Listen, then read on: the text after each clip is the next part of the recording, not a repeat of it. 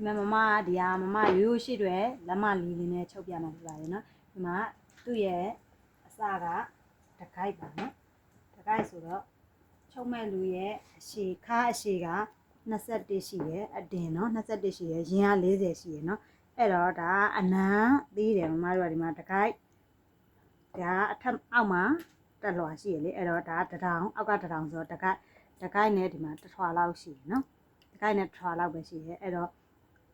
ချိန်ကြည့်ရမယ်အစကိုဒီလိုမျိုးဒီဘက်ကခေါင်းထားမယ်ဆိုရင်ဒီဘက်ကနေခေါင်းထားလို့မရဘူးเนาะအစကသူ့ရဲ့ကိုယ်ရဲ့ဘိုက်က40ရှိရ40ရှိရော30 17ခွဲလောက်သွားရမယ်ဒီမှာအဲ့17ခွဲဆိုရင်ဒီမှာမဝင်ဘူးလေเนาะ17ခွဲဒီမှာ17ခွဲဆိုရင်မဝင်ဘူးအဲ့တော့မမတို့ကဒီဘက်ကခေါင်းယူမယ်ဆိုရင်နောက်ချမ်းအတွက်ကဒီမှာခေါင်းယူရမယ်ဒါရှိချမ်းအတွက်ဒီမှာခေါင်းယူမယ်အဲ့လိုမျိုးဖွင့်ပြန်ခေါင်းပြန်ယူပေးရမယ်เนาะအဲ့တော့မမတို့ကလက်မနီးနေဆိုလို့ရှိရင်နောက်ချမ်းအရင်စကြိုက်တယ်ဒါပေမဲ့ဒါမမထပ်ထားတာကရှေ့ချမ်းတွက်တာထပ်ထားတာတစ်ချမ်းကတစ်လက်မအောက်ခံချမ်းနှစ်လက်မဒီရှေ့ကရှာပြားတွက်တာထုတ်ထားတာတခါရဲတစ်ဆက်တည်းထုတ်ထားတာနော်တစ်ဆက်တည်းထုတ်ထားတာဆိုတော့ဒါမမကရှေ့ချမ်းကိုရင်ချိန်ကြည့်လိုက်မယ်နော်ရှေ့ချမ်းမှာကဒီမှာအရှိကမမက22သူ့ရဲ့အတရား21အောက်ကတစ်လက်မခောက်တာနဲ့ဆိုတော့22ချိန်ထားတယ်နော်သူ့ရဲ့ပခုံးက9လက်မရှိနော်9လက်မရှိရဆိုတော့ဒီမှာ9လက်မချိန်လိုက်မယ်လက်မရည်နဲ့ဆိုရင်မမတို့က9လက်မချိန်ပြီးတော့အောက်ကိုခုံဆောင်တွက်တာကတစ်လက်မဆောင်းနေနော်အဲ့တစ်လက်မဆောင်းတာလေးကိုဒီမှာမှတ်ခဲ့တယ်နော်မှတ်ခဲ့ပြီးတော့ဒီမှာဒါက9လက်မနော်အဲ့လိုမျိုးအဲ့တစ်လက်မဆောင်းတဲ့စီကနေအောက်ကိုမြင်းဖြောင်းလေးဖြောင်းလေးနည်းနည်းဆွဲခဲ့မယ်နော်ဖြောင်းလေးနည်းနည်းဆွဲခဲ့မယ်9လက်မလောက်ထိ9လက်မ10လက်မလောက်ထိနော်သူ့ရဲ့ဂျိုင်းက16ရှိရဆိုတော့16အဲ့ဂျိုင်းပတ်လေတချမ်းစာဆိုရင်16တော့ဝတ်တော့10ခွဲပဲရှိရမယ်နော်10ခွဲပဲရှိရမယ်အဲ့တော့မမတို့က10လောက်ကနေဒီမှာနေရာလေးမှတ်ခဲ့မယ်မှတ်ခဲ့ပြီးတော့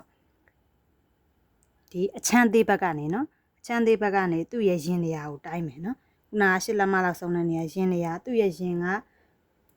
40ရှိရဆိုတော့တချမ်းစာဆိုတော့10ရှိရ10ချုပ်စာတစ်လက်မပေါင်းတော့17ရှိရနော်17ဆိုတော့ဒီနေရာမှာချိန်ခဲ့ပြီနော်အဲ့မှာ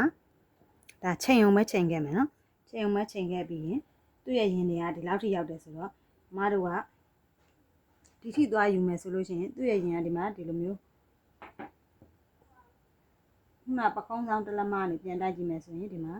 ဒီနေရာလောက်ထိရောက်တယ်နော်နေရာလောက်ထိရောက်တယ်ဆိုတော့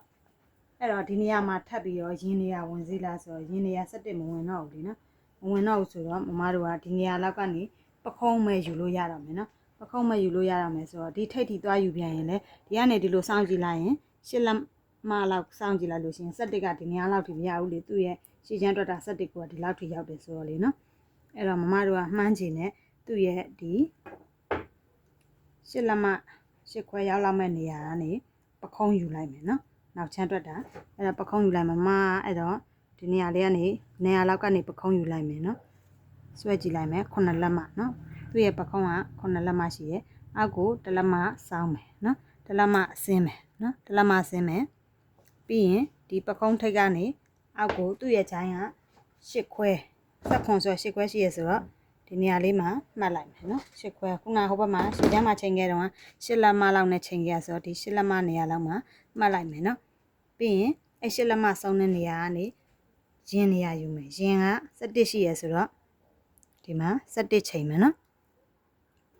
17ထိတ်ဆုံးတဲ့နေရာလေးမှာဒီလိုမြင်းရှည်ရှည်လေးမှတ်ခဲ့မယ်အဲ့မြင်းရှည်ရှည်လေးပေါ်မှာဒီခုနပကုံးတစ်လက်မစောင်းထားတဲ့နေရာလေးနဲ့အဲ့မြင်းပေါ်မှာ10လက်မလေးချိန်မယ်ဘာလို့10လက်မချိန်လဲဂျိုင်းက10ခွဲရှိတယ်10ခွဲရှိတဲ့ဂျိုင်းပေါက်ဖောက်တဲ့ချိန်မှာမမတို့က4စိမ့်နှုတ်ပြီးတော့10လက်မပဲဖောက်ခဲ့ရမယ်နော်10ခွဲဒီမှာဖောက်ဘူး10ခွဲကလက်ယူတဲ့အချိန်ကျမှ10ခွဲဖောက်ရမယ်ဒါကဂျိုင်းပေါက်ဖောက်တဲ့ကိုယ်ထဲမှာဂျိုင်းပေါက်ဖောက်တဲ့ချိန်မှာ10လက်မနဲ့ပဲချိန်ခဲ့ရမယ်နော်ဒီမှာ10လက်မနော်10လက်မရပြီအဲ့ဆိုရင်ခုနကပခုံးက9လက်မနော်9လက်မအဲ့ဒီခုနကဒီမြင်းဆောင်ချိန်ထားတဲ့10လက်မနဲ့ဒီရဲ့9လက်မလေးနဲ့ဘယ်လောက်ရှိလဲတိုင်းမယ်နော်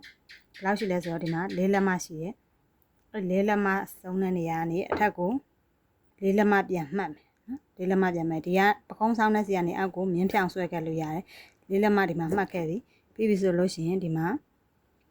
အဲ့လေးလက်မဆုံးတဲ့ထိတ်နဲ့ဒီမှာလေးလက်မဆုံးတဲ့စင်းနဲ့ကိုတန်းကြည့်လိုက်မယ်ဘယ်လောက်ရှိလဲဆိုတော့ဒီမှာ9ခွဲရှိရယ်နော်9ခွဲရှိရယ်ဆိုတော့9လက်မကိုတဝက်တော့2လက်မခွဲ2လက်မခွဲဒီ6စိတ်ကို9ခွဲဆိုတော့4စိတ်ကိုတဝက်တော့2စိတ်နော်အဲ့ကြတော့2ခွဲ2စိတ်အဲ့2ခွဲ2စိတ်နဲ့ဒီအောက်ကဒေါင်လေးနဲ့ကိုပြန်တိုင်းမယ်ဘယ်လောက်ရှိလဲအဲ့မှာလဲ2ခွဲ2စိတ်ရှိရယ်2ခွဲ2စိတ်ရှိရယ်ဆိုတော့2ခွဲ6စိတ်ပြောတာ2ခွဲ6စိတ်2ခွဲ6စိတ်ရှိရယ်2ခွဲ2လက်မကိုတဝက်ဝက်တော့1လက်မ6စိတ်ကိုတဝက်ဝက်တော့30အဲ့တော့1လက်မ30အဲ့1လက်မ30လေးရယ်ဒီထိတ်က4လက်မလေးရယ်ဒီထိတ်က4လက်မလေးရယ်ကိုပေကွေးလေးနဲ့ဝိုက်ရမယ်နော်ပေကွေးလေးနဲ့ဝိုက်ရမယ်ဒီမှာပေကွေးလေးနဲ့ဆက်လိုက်မယ်နော်ဝိုင်းဝိုင်းလေးအတက်နိုင်ဆုံးထိအောင်လုပ်မယ်မထိလဲရတယ်အဲ့ဆိုရင်ဒီမှာဝိုင်းကြည့်လိုက်ပြီဆိုလို့ရှိရင်ခုနကဒီမှာဆွဲခဲ့တဲ့ဟိုရှေ့ချမ်းမှာဆွဲခဲ့တဲ့ရှစ်ဂျိုင်းပေါက်ခဲ့တဲ့နေရာတွေနဲ့လည်းလွတ်သွားပြီနော်လွတ်သွားပြီဆိုတော့ဒီနေရာမှန်သွားပြီမရဘူးဆိုရင်ဒါပြန်ဖြတ်ပြီးတော့ချိန်ကြည့်ရမှာနော်ဒါကပြန်ဖြတ်လို့ရတဲ့မိဘူးနဲ့ဖြတ်ရင်ပြတ်တဲ့မှင်လေးကိုသုံးထားနော်ဘောပင်သုံးထားတာမဟုတ်ပါဘူးအဲ့တော့ဒါရသွားပြီဆိုတော့ဒါနောက်ချမ်းအောင်ချတော့မယ်နော်နောက်ချမ်းမှာပခုံးရသွားပြီဒီမှာဂျိုင်းပေါက်ရသွားပြီနော်ပြီးရင်လေပင်ပေါက်ဖောက်ခဲ့မယ်သူ့ရဲ့လေပင်ပေါက်ဘေးက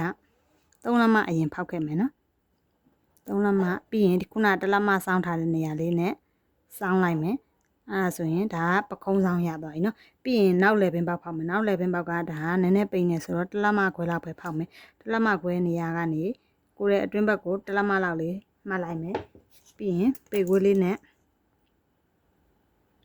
ဝိုင်းလိုက်မယ်နော်ဒါဆိုရင်ဒီမှာနောက်လေပင်ပေါက်ရသွားပြီပခုံးဆောင်ရသွားပြီဒီမှာဂျိုင်းဝရသွားပြီနော်ပြီးရင်အဲ့တော့ရင်ပြီးတော့ခါလာမယ်နော်ခါပိုင်းရောက်သွားပြီဒီမှာခါပိုင်းမှတ်မယ်ဆိုရင်ဘယ်နေရာလေးမှတ်လိုက်ဆိုတော့ဂုတ်ထိတ်ကနေနောက်ခါချိုက်တဲ့နေရာလေးကိုတိုင်းခဲ့တဲ့ခုတ်ခါဆိုတာရှိရယ်နော်အဲ့ခုတ်ခါလေးကိုမှတ်မယ်ခုတ်ခါက14ရှိရယ်ဆိုတော့ဒီမှာ14နေရာမှာမှတ်မယ်အဲ့ဒါကဘာယူရမလဲဆိုတော့ခါယူရမယ်ခါထမိန်ဝတ်တဲ့နေရာတွေမှာတိုင်းတဲ့ခါနော်အဲ့ခါကဘယ်လောက်ရှိလဲဆိုတော့6လက်မရှိရယ်36ရှိရ36ရှိရဆိုတော့4ချမ်းဆိုတော့4နဲ့စားလိုက်တော့6လေးလီ36ဆိုတော့6လက်မနော်6လက်မ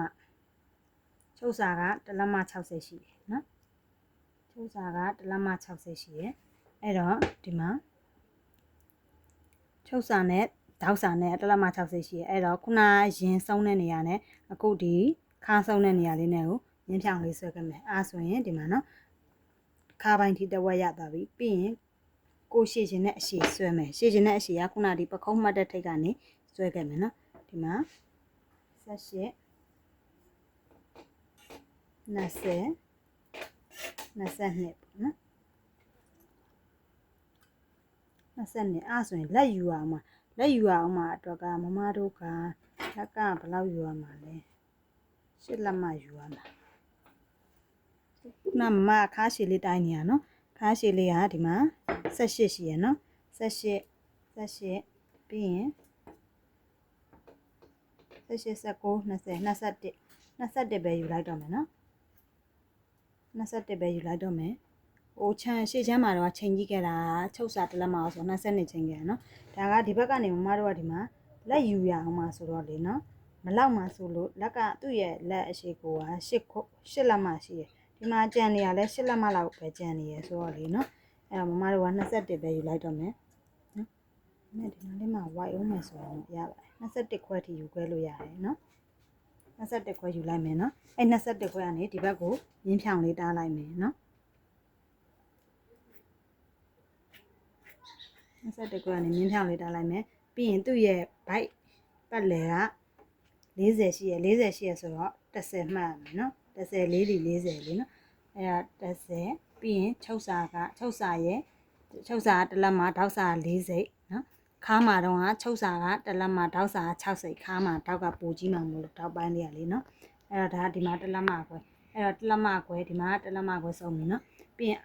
အောက်ခါရှိရနေအထက်ကို1လက်မှာလောက်လေးတက်ခဲ့မယ်နော်1လက်မှာလောက်လေးတက်တဲ့နေရာနဲ့ခုနကဒီ1လက်မှာခွဲ40ရဲ့1လက်မှာခွဲစုံတဲ့နေရာနဲ့ကိုဒီမှာ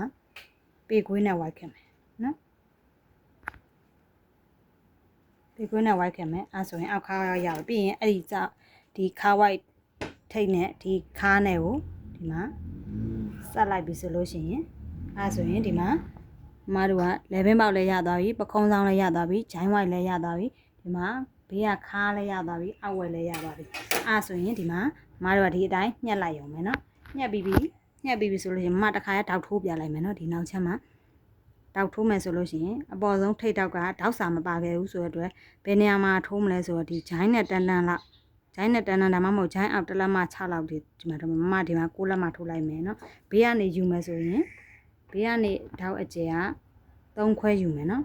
3ခွဲအဲ့ဒါဘယ်နေရာမှာတိုင်းခဲ့လဲဆိုတော့ရှေ့ကရင်ထိတ်နှစ်ခုကိုတိုင်းခဲ့တဲ့တောက်အကျယ်နော်ဒါကဒီမှာ3ခွဲနော်3ခွဲဒီမှာလည်း3ခွဲနော်ချုပ်တဲ့အချိန်မှာမမတို့ကဒီအောက်မှာတောက်စာထားခဲ့တဲ့ဟာကတစ်လက်မခွဲဆိုတော့တောက်စာက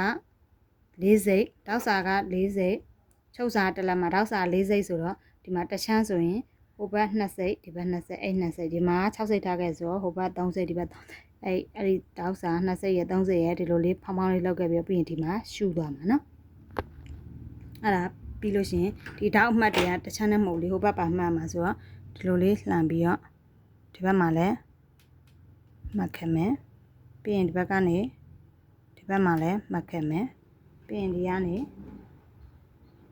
ဒီမှာလည်းမှတ်ခဲ့မယ်နော်အဲဆိုရင်ဒါကိုက်လိုက်လို့ရှိရင်နောက်ချမ်းပြီးသွားပါပြီနော်ကိုက်လိုက်လို့ရှိရင်ဒါနောက်ချမ်းပြီးသွားပြီနော်ဒီမှာ11ပေါက်ကနေတူကိုက်လိုက်မယ်ဆိုရင်ပြီးရင်ဒီနောက်ချမ်းလေးအတိုင်းကိုဟိုဘက်တစ်ချမ်းမှာရှေ့ချမ်းသွားပြီးတော့ညှက်ရမယ်နော်ရှေ့ချမ်းမှာကျရင်ဒီလိုလေးချိန်စရာမလိုတော့ပါဘူးနော်